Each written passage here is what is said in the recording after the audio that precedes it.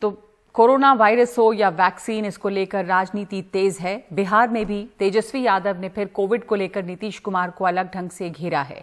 उन्होंने अपने सरकारी आवास को कोविड केयर सेंटर में बदल डाला है। इसमें ऑक्सीजन सिलेंडर, जरूरी दवाएं और खाने पीने की व्यवस्था की गई है।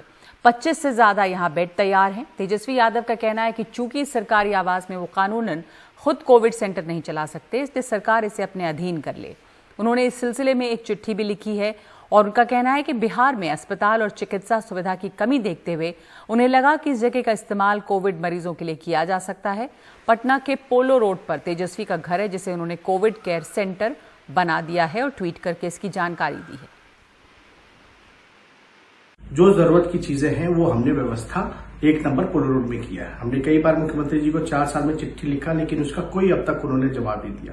उम्मीद करते हैं कि एक सकारात्मक पहल, एक विपक्ष, जिम्मेदार विपक्ष होने के नाते हम अपने सरकारी आवास देना चाहते हैं। और ये चला नहीं सकते सेंटर, क्योंकि सरकारी बंगलो है, इसलिए सरकार से आग्रह है कि वो टेक ओवर करके इसको चलाने का काम करे और जो भी मदद हो सकता है वो हम करने के लिए तैयार हैं। जो जरूरत की चीजें हो सरकार हमसे पूछे, बोले कि हमको और क्या करना है, हम करने के लिए तैयार हैं।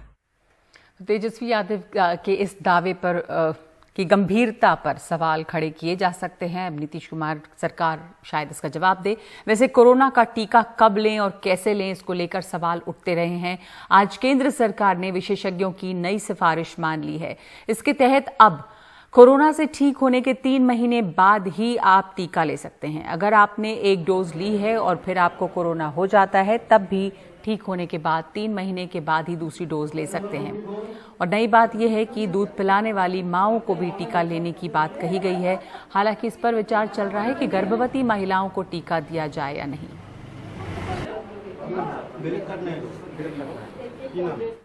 लेकिन गांव देहात में बिल्कुल बुरा हाल है। अभी भी कोविड वाकई यहां कहर ढा रहा है और इसका चिंताजनक पहलू यह है कि गांव के लोग अभी भी टीकाकरण से दूर हैं। नौबत यह है कि गांव में जो टीकाकरण केंद्र खुले हैं, वहां भी शहर से जाकर लोग टीका लगवा रहे हैं। ग्रेटर नोएडा के बिसरक गांव से रविश रंजन शुक्ला की रिपोर्ट।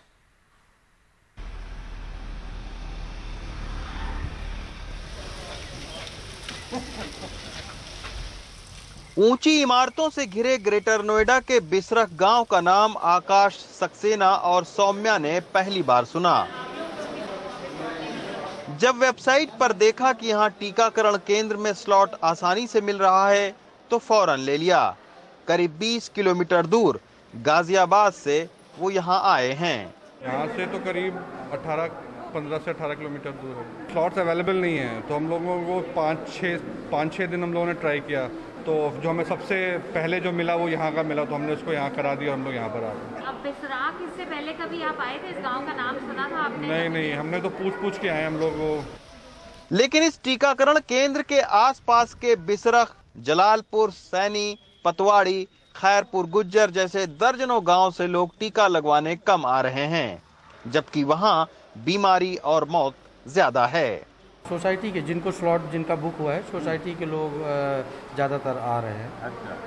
गांव के लोग भी हैं, लेकिन गांव के लोग कम हैं और ये बात शासन के संज्ञान में ऊपर तक पहुंचाई गई है। लोग वैक्सीन क्यों नहीं लगवा रहे हैं, ये जानने के लिए हम खैरपुर गुज्जर गांव पहुंचे। इस गांव में कोरोना जैसे लक्षण से दर्जन भर से ज्यादा मौतें हुई हैं। कई लोग कोरोना संक्रमित पाए गए हैं। खुद यहाँ ऋषि चौधरी हमें मिले, जिनके माता पिता की कोरोना से मौत हो चुकी है, लेकिन फिर भी अफवाह के चलते वो वैक्सीन लगवाने को फिलहाल तैयार नहीं हैं। 1 अप्रैल को मेरी माँ की डेथ हुई थी और 26 अप्रैल को मेरे पिताजी हैं, उनकी डेथ हुई थी। पहली बात तो हमें जानकारी नहीं है इस चीज़ की, वैक्सीन किस तरह से लगवाई जाती है। फिर इस तरह की अफवाह चली हुई है कि उसमें जैसे किसी के बीपी हाई है या किसी के डायबिटीज है, तो अगर वो पेशेंट अगर इस तरह से लगवाता है तो उसके परेशानी हो जाती है। कोविन पर रजिस्ट्रेशन की तकनीकी जानकारी न होने के चलते भी ग्रामीण इलाकों में वैक्सीनेशन की प्रक्रिया सुस्त है। ग्रामीणों का कहना है कि जैसे वोट के लिए गांव-गांव बूथ लगते हैं, वैसे ही वैक्सीन के लिए भी लगे। कोई भी गांव का आदमी इतनी दूर जाने के लिए हिचकिचाएगा, पहला नंबर। दूसरा, बुजुर्ग लोग हैं, 60 हैं या 45 प्लस, सबके पास कन्वेंस नहीं होता, सबके पास इतना डिजिटल मोबाइल पे सब कुछ रजिस्ट्रेशन नहीं कर सकता। फैमिली में यदि एक कमाने वाला तो ये नहीं कहेगा कि मैं अपने 10 को छुट्टी करके 1 बाय 1 लेके जाऊं वैक्सीन लगवाने, टेस्टिंग कराने। वो यदि जॉब कर रहा होगा उसके लग जाए, बहुत रेयर केस है। अदरवाइज यदि यहाँ पे गाँव में वैक्सीन का टेस्टिंग सेंटर कर दिया जाए या वैक्सीन लगाने का, तो मैं नहीं कहता कि कोई नहीं लगवाएगा, 80% लोग लगवा लेंगे। तो सरकार के सामने चुनौती बस टीका मुहैया कराने की ही नहीं, लोगों को ये समझाने की भी है कि ये टीका कोविड से बचाव के लिए बेहद जरूरी है। कुछ वक्त पहले हमने एक दिन में 42 लाख से ज्यादा टीके लगाकर एक रिकॉर्ड बनाया था, जो अब घटकर 10 लाख हर रोज टीके लगाने पर हम आ गए हैं। ऐसे में जहां एक तरफ टीके की कमी है, तो वहीं दूसरी तरफ ग्रामीण भारत में टीके को लेकर हिचकिचाहट और स्लॉट लेने की तकनीकी जानकारी न होने के चलते टीकाकरण गांव में अब एक मुश्किल चुनौती भारत सरकार के लिए साबित हो रही है, और फिलहाल इससे निपटने के लिए कोई रणनीति भी नहीं दिख रही है। ग्रेटर नोएडा से सुशील राठी के साथ रवीश रंजन शुक्ला, एनडीटीवी इंडिया। और इधर कोरोना ने कई परिवारों को बिल्कुल खत्म कर दिया है। इस दर्दनाक हकीकत की बहुत सारी मिसालें हैं जब परिवार के कई सदस्य कोरोना की चपेट में आकर चल बसे। जेएनयू में प्रोफेसर रहे 86 साल के डॉक्टर मोहम्मद सादिक के हिस्से यही नियति आई है। पहले कोविड से उनकी पत्नी नुज़हत गुजर गईं और उसके बाद उनकी बेटी डॉक्टर नबीला सादिक का देहांत हो गया। नबीला जामिया मिलिया में जेंडर स्टडीज पढ़ाती थी। डॉक्टर सादिक कहते हैं कि अब वो एक चलती फिरती लाश रह गए हैं।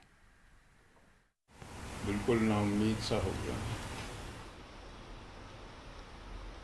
पूरी उम्र जेएनयू में पढ़ाने वाले 86 साल के डॉक्टर मोहम्मद सादिक पत्नी और जवान बेटी के गम में टूट चुके हैं। वो तो मुझे अपने कमरे से आवाज देती थी कि वो रवीश साहब का प्रोग्राम शुरू होने वाला है, टीवी खोलो। हम जब उनसे मिलने पहुंचे तो बिखरे पड़े घर में अपनी पत्नी और बेटी की तस्वीर दिखाने लगे। इस तस्वीर में उनके कंधे पर हाथ रख के खड़ी उनकी बेटी और उनके बगल में बैठी उनकी पत्नी अब इस दुनिया में नहीं है। 7 तारीख को पहले उनकी पत्नी नुज़हत की मौत हुई और 2 दिन पहले उनकी बेटी की। आंटी के बाद ऐसा लगता था कि कुछ थोड़ी बहुत उम्मीद थी कि शायद उनकी यादों के सहारे जिंदा रह सकूं, लेकिन नबीला के बाद तो ऐसा लग रहा है कि पता नहीं उसकी यादें मेरा साथ दे सकेंगी या नहीं। बिल्कुल नाउम्मीद सा हो गया। ये ट्वीट डॉक्टर नबीला ने खुद किया है, अपने लिए अस्पताल में बेड की गुहार लगाते हुए। डॉक्टर नबीला का परिवार उन्हें कई अस्पतालों में लेकर गया, पर बड़ी मुश्किल से उन्हें घर से 30 किलोमीटर दूर ओखला के प्राइवेट अस्पताल में बेड मिला। वो मेरे ख्याल से अगर वक्त पे फौरन ही एडमिट हो जाती तो फौरन इलाज शुरू हो जाता उनका और ऑक्सीजन लग जाती, तो फिर तो बहुत उम्मीद थी कि वो जानवर हो सकती है। डॉक्टर नबीला के साथी बताते हैं कि उन्हें कई अस्पतालों में भर्ती कराया, लेकिन बड़ी मुश्किल से फरीदाबाद के एक प्राइवेट अस्पताल में वेंटिलेटर मिला। हम लोगों को किसी तरह से एक बेड यहाँ पे मिल पाया अल शिफा में, बट चूंकि यहाँ पे बहुत ज़्यादा रश रहता है लोगों के लिए, उन्होंने कहा कि अब आप इनके एक ठीक से केयर करने के लिए इनको आप ले जाइए किसी और हॉस्पिटल में। छात्र बताते हैं कि उन्हें लगता है कि जैसे उनकी माँ गुजर गई हो।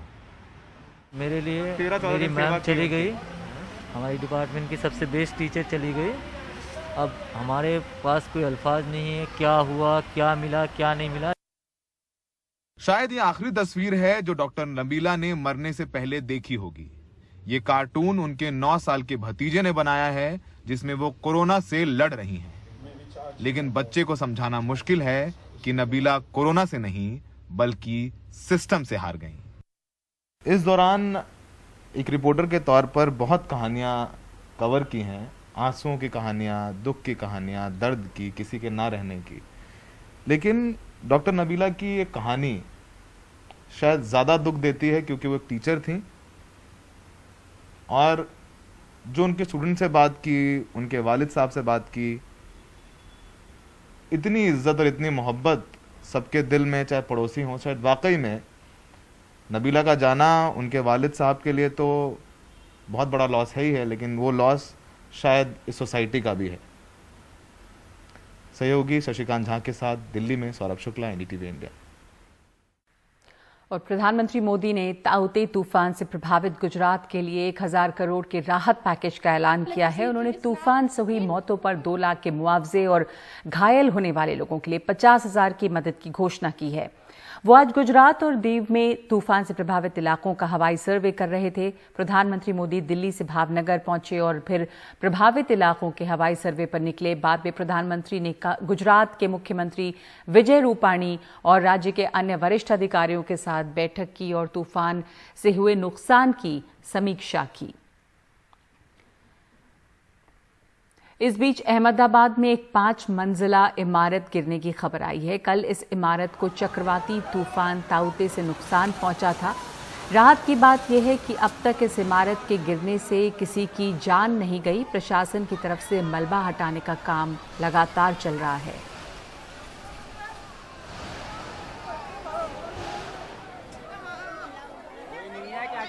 इस तूफान ने कई जगह अलग अलग तबाही मचाई है। अरब सागर में डूबे जहाज के कर्मियों को बचाने की कोशिश अभी भी जारी है। बचाए गए 125 लोगों को लेकर नौसेना युद्धपोत INS कोची अब मुंबई पहुंच चुका है। हादसे के बारे में जानकारी ये आई है कि करीब 12 से 14 घंटे तक समंदर में लोग बहते रहे।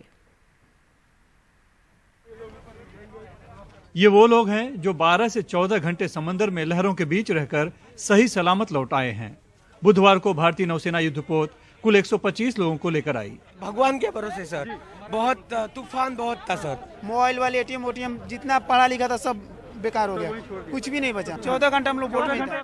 17 मई को बॉम्बे हाई में खड़ा P-305 बार्ज ताउते चक्रवाती तूफान की तेज हवाओं को सह नहीं पाया और पहले बहने लगा, फिर डूब गया। बार्ज पर सवार 261 कर्मचारियों को अपनी जान बचाने के लिए उफनते समंदर में कूदना पड़ा। सूचना मिलते ही नौसेना के युद्धपोत INS कोची ने पहुंचकर बचाव कार्य शुरू किया। ये जहाज जो है हमारे यहाँ से सेल करने के बाद तकरीबन 4 घंटे में पहुंच चुके थे। जब वो पहुंचे तो पापा 305 पे लोग जो है वो डिस्ट्रेस थे और वो तब तक जहाज डूबा नहीं था। तो हमारी ये कोशिश थी हम किस तरह से हर लोगों की हम जान बचा सकें। हमने जब स्टार्ट की थी 17 के शाम को और हमने लोगों को रिकवर करना किया समुंदर से।